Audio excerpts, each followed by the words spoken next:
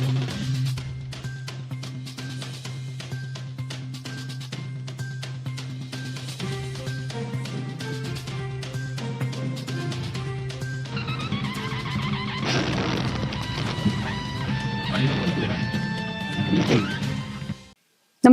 आपण पाहता हिरकणी न्यूज.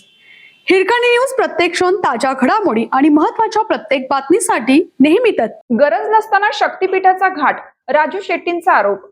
गरज नसताना तब्बल 856 किलोमीटरचा शक्तीपीठ महामार्ग सरकार शेतकऱ्यांच्या माथी मारत आहे. या महामार्गामुळे भाजप हा सर्वात श्रीमंत पक्ष बनला आहे, असा आरोप स्वाभिमानी शेतकरी संघटनेचे नेते माजी खासदार राजू शेट्टी यांनी केला. शक्तीपीठ महामार्गाविरोधातील लढा तीव्र करण्यासाठी शुक्रवारी दिनांक 21 रोजी जिल्हाधिकारी कार्यालयावर भव्य मोर्चा काढण्यात येणार असल्याची माहिती त्यांनी दिली.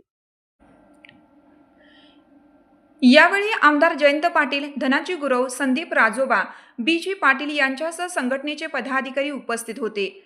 शेट्टी म्हणाले की शक्तीपीठ महामार्गामुळे तब्बल 25,000 एकर शेती बाधित होणार असून त्यापैकी 18,000 एकर शेती बागायती आहे. या महामार्गामुळे केवळ शेती व शेतकऱ्यांचे नुकसान होणार नसून महापुराचे मोठे संकट निर्माण होणार आहे.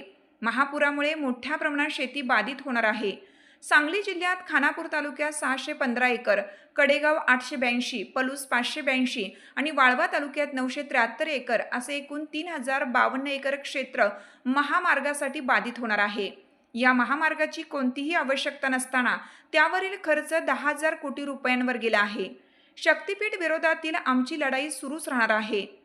जयंत पाटील म्हणाले की लोकांच्या भावना लक्षात घेऊन हा मोर्चा काढण्यात येत आहे. या मोर्चात आमदार विश्वजित कदम आणि खासदार विशाल पाटील सहभागी होणार आहेत. शक्तीपीठ महामार्ग उभारल्यानंतर चीनच्या भिंतीप्रमाणे शेत जमिनींच्या मध्ये मोठी भिंत उभी राहणार आहे.